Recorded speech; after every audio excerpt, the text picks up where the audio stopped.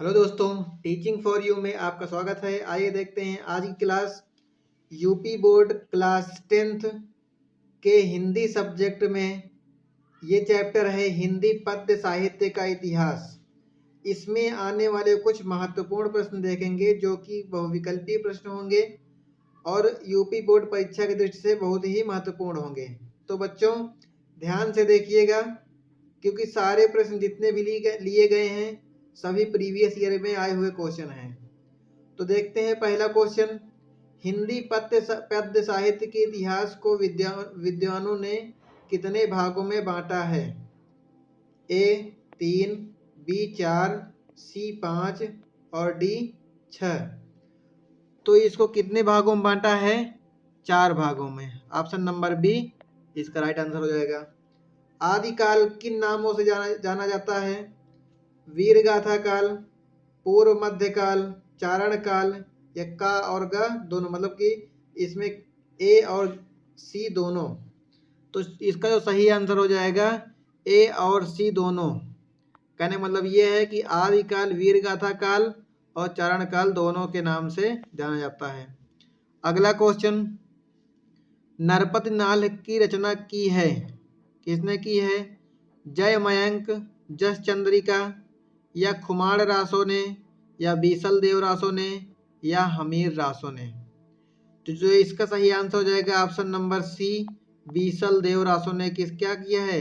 नरपति नाल की रचना की है। आते हैं अगला क्वेश्चन। अगला क्वेश्चन क्या है? पूर्व मध्यकाल भक्ति काल को कितनी शाखाओं में बांटा गया है? 2, 3, 4 या 5? तो जो भक्ति शाखा है इसको दो भागों में बांटा गया है। कितने भागों में? 2 भागों में। एक राम भक्ति शाखा और एक कृष्ण भक्ति शाखा। अगला, तुलसीदास किस शाखा के कवियों के नायक थे? निर्गुण शाखा, सगुण शाखा, ज्ञानाश्रयी या प्रेमाश्रयी? तो जो तुलसीदास है वो सगुण शाखा के कवि थे। तो ऑप्शन नंबर बी इसका राइट आंसर हो जाएगा। अगला क्वेश्चन, रस, अलंकार, छंद, नायक नायिका आदि के उदाहरण में काव्य रचना को कहते हैं? ए रीति ग्रंथ, बी सगुण शाखा, सी निर्गुण शाखा और डी आधुनिक काल। तो जो रस, अलंकार, छंद, नायक नायिका जो है ये किस काल में आएगा? रीति ग्रंथ में। किस में आएगा? रीति ग्रंथ रचनाएं हैं। किसमें हैं? रीति ग्रंथ रचनाएं हैं। अगला, आधुनिक काल को कितने भागों में बांटा गया है? 4 भागों में, 3 भागों में, 5 भागों में या 6 भागों में? तो आधुनिक काल को कितने भागों में बांटा गया है? 5 भागों में बांटा गया। ऑप्शन नंबर सी इसका राइट आंसर हो जाएगा। आधुनिक काल को 5 भागों में बांटा गया है। तो आज ये क्या देखते हैं? आदिकाल। अब आते हैं, अब यहाँ से काल शुरू होता है। तो आदिकाल जिसको हम वीर गाथा काल के नाम से जानते हैं और इसका समय जो है 769 से 1343 ईस्वी तक का है। कब से? इसको ध्यान से पढ़िएगा, क्योंकि ये क्या आता है, आदिकाल को किस नाम से जानते हैं और इसका टाइम पीरियड क्या है। 769 से 1343 ईस्वी तक इसका कालचक्र था। तो देखते हैं पहला क्वेश्चन, आदिकाल की प्रमुख रचना का नाम है? पृथ्वीराज रासो, पद्मावत, इंद्रावती या ज्ञानदीप? तो आदिकाल की प्रमुख रचना है पृथ्वीराज रासो। कौन सी है? पृथ्वीराज रासो। अगला क्वेश्चन, वीर गाथा काल की रचनाएं कितने भागों में विभक्त हैं? 4, 3, 5 या 2? तो वीर गाथा काल की जो रचनाएं हैं वो 2 भागों में विभक्त है। कितने भागों में? 2। ऑप्शन नंबर डी इसका राइट आंसर हो जाएगा। कितने भागों में है? 2 भागों में। अगला क्वेश्चन है, रासो ग्रंथ में प्रयुक्त हुई भाषा का नाम बताइए। ए टिगल, बी पिंगल, ए और बी दोनों या फ्रेंच?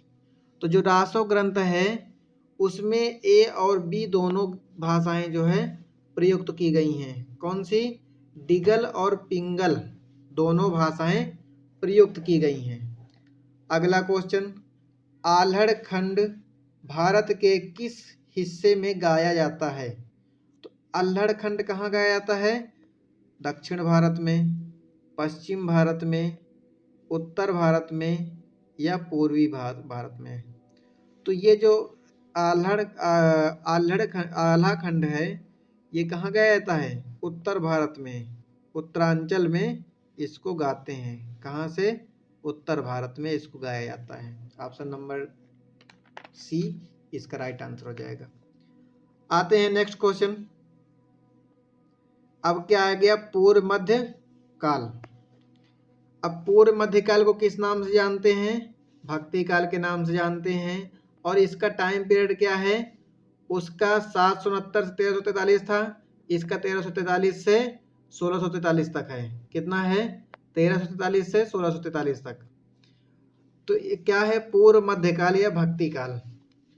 किस काल को हिंदी साहित्य का स्वर्ण युग कहा जाता है? आधुनिक काल को, रीति काल को, भक्ति काल को या आदि काल को? तो स्वर्ण युग किसको कहते हैं? हम भक्ति काल को कहते हैं। किसको कहते हैं? भक्ति काल को। हिंदी साहित्य का भक्ति स्वर्ण युग कौन होता है? कौन काल है?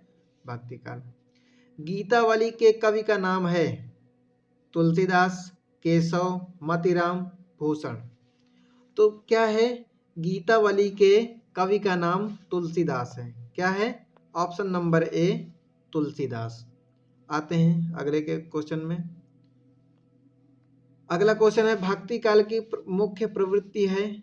ए भक्ति भावना की प्रधानता, बी वीर एवं श्रृंगार वाले रासो काव्य, सी जैनों तथा सिद्धों नाथों की धार्मिक प्रवृत्ति वाले काव्य, और धन की प्रधानता।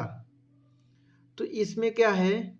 जो भक्ति भावना की प्रधानता है वो भक्ति काल की प्रमुख प्रवृत्ति है। क्या है? भक्ति भावना की प्रधानता।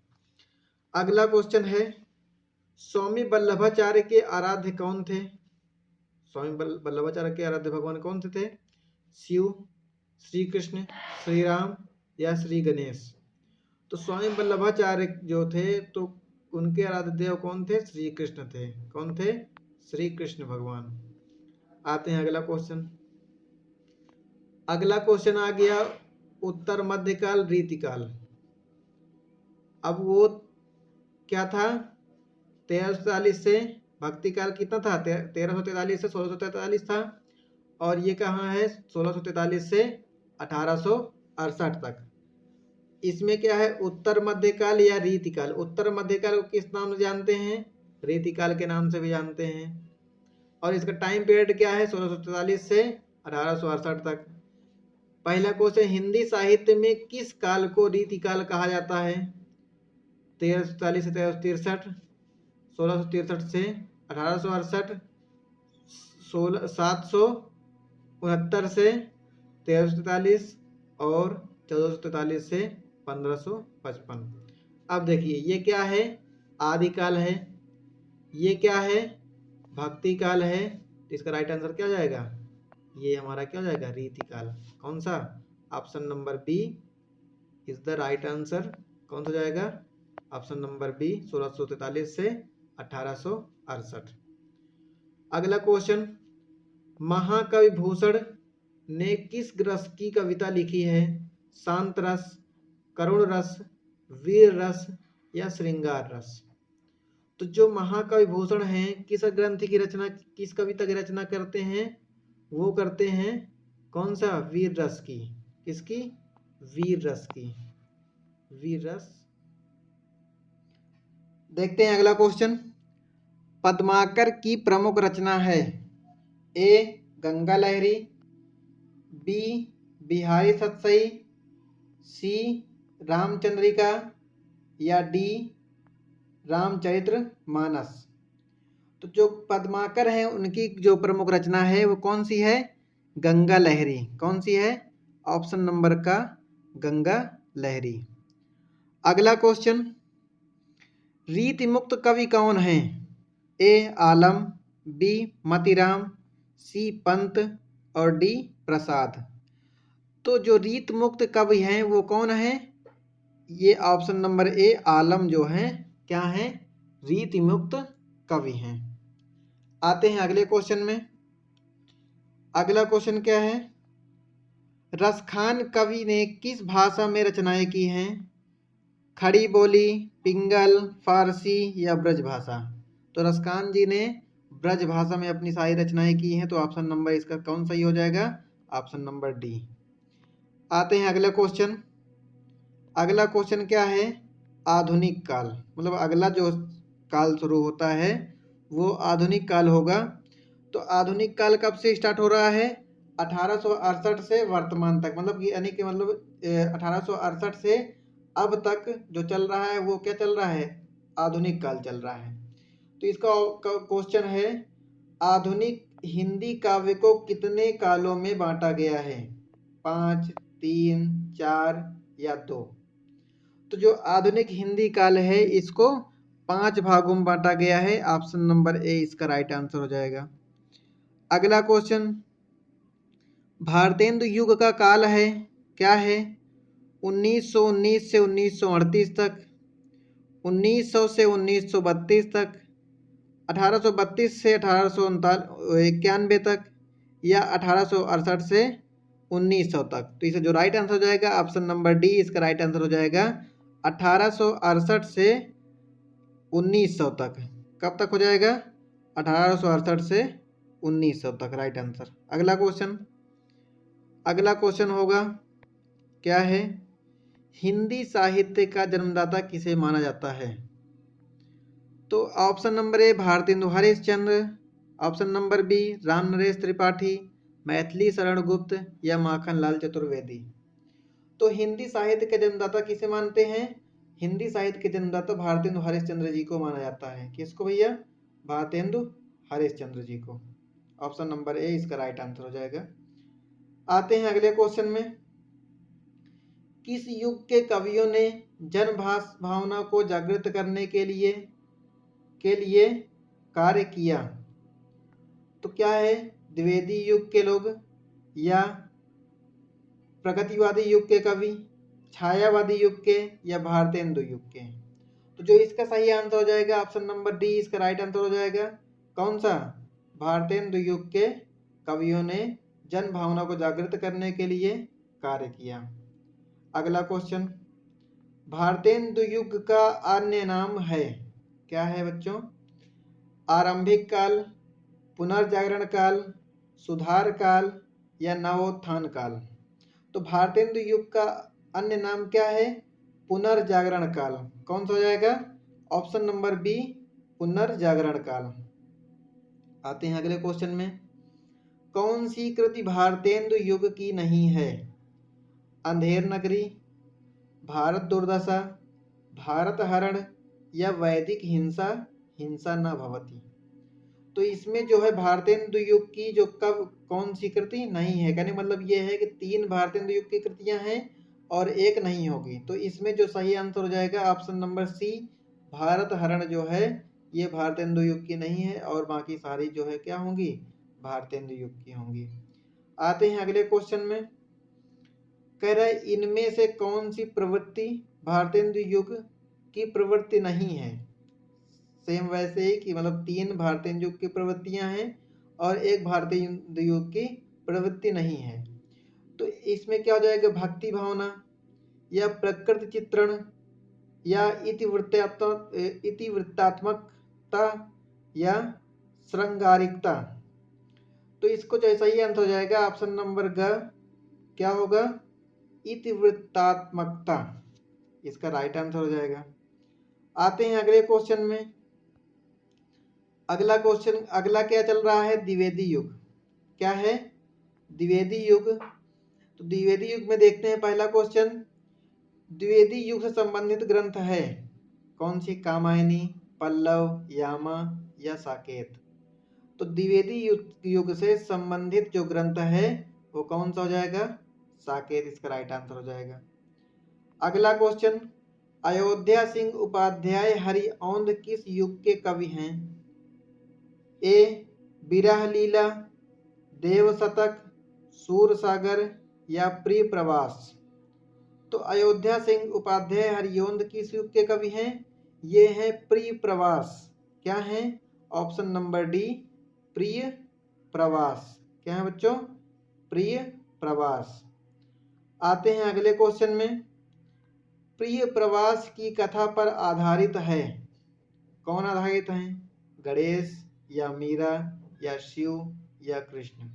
तो प्रिय प्रवास पर कौन आधारित है? श्री कृष्ण जी। कौन है? श्री कृष्ण भगवान। आते हैं अगला क्वेश्चन। सुमित्रानंदन पंत की रचना है युगांत, पथिक, यशोधरा या साकेत? तो सुमित्रानंदन पंत की जो रचना है कौन सी है? युगांत है। कौन सी होगी बच्चों? युगांत। किसकी रचना है? सुमित्रानंदन पंत की। आते हैं अगले क्वेश्चन में। अगला क्वेश्चन क्या है कि हिम किरीटनी किस कवि की रचना है? सुमित्रानंदन पंत की या राम नरेश त्रिपाठी की, माखन लाल चतुर्वेदी या अयोध्या सिंह उपाध्याय हरिओंद की? तो हिम किरीटनी जो है माखन लाल चतुर्वेदी की ये प्रमुख रचना है। किसकी है? माखन लाल चतुर्वेदी की। आते हैं अगले क्वेश्चन में। अगला क्या है? छायावादी युग। छायावादी युग का क्वेश्चन क्या कहते हैं? अब इसमें देखते हैं। पहला क्वेश्चन, छायावादी काव्य का काल माना जाता है 1919 से 1938, 1942 से 1842 से 1890, 1643 से 1668 या 1668 से 1900 तक। तो जो छायावादी का जो कार्यकाल है वो क्या है? ऑप्शन नंबर ए 1919 से 1938 तक। कब तक है बच्चों? 1919 से 1938 तक। अगला क्वेश्चन है, ग्रंथि के कवि का नाम है? ग्रंथि की रचना किसने की है? जयशंकर प्रसाद ने, महादेवी वर्मा ने, सुमित्रानंदन पंत जी ने या सूर्यकांत त्रिपाठी निराला ने? तो जो ग्रंथ की रचनाकार हैं वो हैं Sumitranandan Pant. Option number D, option number C इसका राइट आंसर हो जाएगा, सुमित्रानंदन पंत। आते हैं अगला क्वेश्चन। तो दोस्तों अगर क्लास आपको अच्छी लग रही हो तो प्लीज़ क्लास को लाइक कर दें, और अगर हमारे चैनल में नए हैं तो प्लीज़ चैनल को सब्सक्राइब कर दें, जिससे आने वाली हर वीडियो का नोटिफिकेशन आपको सबसे पहले मिलता रहे। और प्लीज़ अपने दोस्तों को भी इस क्लास को शेयर कर दीजिए, जिससे इस क्लास के जो इम्पोर्टेंट क्वेश्चन हैं उनको मिलते रहें, और आने वाले जो महत्वपूर्ण प्रश्नों की श्रृंखला है वो उससे भी वो लोग लाभान्वित हो सकें। तो दोस्तों देखते हैं आगे की क्लास। तो प्लीज़ जल्दी से आप सब्सक्राइब कर दीजिए चैनल को, जिससे हमें भी मोटिवेशन मिलता रहे। अगला क्वेश्चन है, नीरजा के रचयिता का नाम है? Option number A Jaishankar Prasad, B Suryakant Tripathi Nirala, C Mahadevi Verma, D doctor Ram Kumar Verma. तो नीरजा के जो रचनाकार हैं, नीरजा के रचनाकार कौन है? महादेवी वर्मा जी हैं। कौन है बच्चों? ऑप्शन नंबर ग महादेवी वर्मा। कौन है? महादेवी वर्मा किसके रचनाकार हैं? नीरजा के। अगला क्वेश्चन, दीप शिखा के रचयिता का नाम बताइए? केशव दास, डॉक्टर राम कुमार वर्मा, महादेवी वर्मा, सुमित्रानंदन पंत। तो जो दीप शिखा के रचयिता हैं वो भी कौन है? महादेवी वर्मा जी हैं। कौन है बच्चों? महादेवी वर्मा जी हैं। तो देखिए इसमें क्या है, नीरजा के रचयिता कौन आ गए? महादेवी वर्मा, और दीप शिखा के रचयिता कौन आ गए? महादेवी वर्मा। आते हैं अगले क्वेश्चन में, छायावादी युग का आविर्भाव किस युग के बाद हुआ? भारतेंदु युग, प्रगतिवादी युग, द्विवेदी युग या प्रयोगवादी धारा? तो छायावादी युग का जो आविर्भाव है वो द्विवेदी युग के बाद हुआ। किस युग के बाद हुआ बच्चों? द्विवेदी युग के बाद हुआ। तो प्लीज़ अभी तक आपने चैनल को सब्सक्राइब नहीं किया है तो प्लीज़ सब्सक्राइब कर दीजिए और क्लास को लाइक कर दीजिए। अगला क्वेश्चन, प्रगतिवादी युग। अब प्रगतिवादी युग के क्वेश्चन देखते हैं। अब देखिए, हम इसमें एक तरफ से जितने भी युग हैं, जितने भी काल हैं, सबको एक तरफ से रखा गया है, जिससे आपको कोई भी क्वेश्चन छूटने ना पाए। तो अब इसमें क्या आता है, अगला प्रगतिवादी युग। तो प्रगतिवादी युग का आरंभ हुआ, कब हुआ? 1948 में, 1936 में, 1918 में या 1943 में। तो प्रगतिवादी युग का जो आरंभ है वो होता है 1936 में। तो 1936 कहाँ है बच्चों? ऑप्शन नंबर ख 1936 इसका राइट आंसर हो जाएगा। क्या होगा? 1936। अगला क्वेश्चन, परशुराम की प्रतीक्षा के रचनाकार का नाम बताइए। क्या है? रामधारी सिंह दिनकर, नागार्जुन, भगवती चरण वर्मा या महादेवी वर्मा। तो जो परशुराम की प्रतीक्षा है इसको किसने लिखा है? रामधारी सिंह दिनकर जी ने। तो कहाँ है? ऑप्शन नंबर का रामधारी सिंह दिनकर। आते हैं अगले क्वेश्चन में, नागार्जुन की रचना है, क्या है? ए कौन सी होगी? आराधना, अनामिका, हुंकार या प्यासी पथराई आंखें। तो नागार्जुन की जो रचना है वो क्या है? ऑप्शन नंबर डी, प्यासी पथराई आंखें। किसकी रचना है? नागार्जुन की। अगला क्वेश्चन, प्रगतिवादी कविता की प्रवृत्ति नहीं है, प्राचीन रूढ़ियों एवं मान्यताओं का विरोध, अमानवतावादी प्रवृत्ति या शोषण वर्ग के प्रति घृणा और शोषितों के प्रति सहानुभूति या विद्रोह एवं क्रांति की भावना। तो इसमें जो हो जाएगा, प्रगतिवादी कविता की प्रवृत्ति नहीं है, तो इसमें कौन सी नहीं हो जाएगी? तो इसमें ये हो जाएगा ऑप्शन नंबर ख, अमानवतावादी प्रवृत्ति। मतलब कि क्या है कि जो प्रगतिवादी कविता में अमानवतावादी प्रवृत्ति नहीं होनी चाहिए। तो इसका राइट आंसर क्या हो जाएगा? ऑप्शन नंबर ख, अमानवीय प्रवृत्ति। आते हैं अगले क्वेश्चन में। अगला क्वेश्चन क्या कह रहा है? प्रयोगवाद के प्रवर्तक हैं का जगन्नाथ दास रत्नाकर, मैथिली शरण गुप्त, अज्ञेय या निराला। तो प्रयोगवाद युग के प्रवर्तक कौन हैं? प्रयोगवाद युग के प्रवर्तक हैं अज्ञेय जी। इनका पूरा नाम क्या है बच्चों? सच्चिदानंद हिरण्य वात्सायन अज्ञेय। अगर ये क्वेश्चन में पूछता है कि अज्ञेय का पूरा नाम बताइए, तो अज्ञेय का पूरा नाम क्या है? सच्चिदानंद हिरण्य वात्सायन अज्ञेय। तीसरा सप्तक काव्य संग्रह का प्रकाशन किस वर्ष हुआ? 1948 में, 1939 में या 1959 में या 1940 में। तो इसको जो सही आंसर हो जाएगा ऑप्शन नंबर सी, 1959 में। आते हैं अगले क्वेश्चन में, प्रयोगवादी काव्यधारा के कवि हैं, कौन है बच्चों? अज्ञेय जी, जयशंकर प्रसाद, राम कुमार वर्मा या मुंशी प्रेमचंद्र। तो प्रयोगवादी काव्यधारा के जो कवि हैं वो कौन है? अज्ञेय जी। कहने मतलब ये है कि इनका पूरा नाम क्या है? सच्चिदानंद हिरण्य वात्सायन अज्ञेय। अज्ञेय इनका टाइटल है, मतलब कि अज्ञेय इनकी उपाधि है। अगला, धर्मवीर भारती की रचना का नाम है आंगन के पार द्वार, सुनहरे शैवाल, बुनी हुई रस्सी या कनुप्रिया। तो इसमें जो सही आंसर हो जाएगा ऑप्शन नंबर डी, कनुप्रिया इसका राइट आंसर हो जाएगा। धर्मवीर भारती की प्रमुख रचना क्या है? कनुप्रिया है। आते हैं अगले क्वेश्चन में, सॉरी ये लास्ट क्वेश्चन था।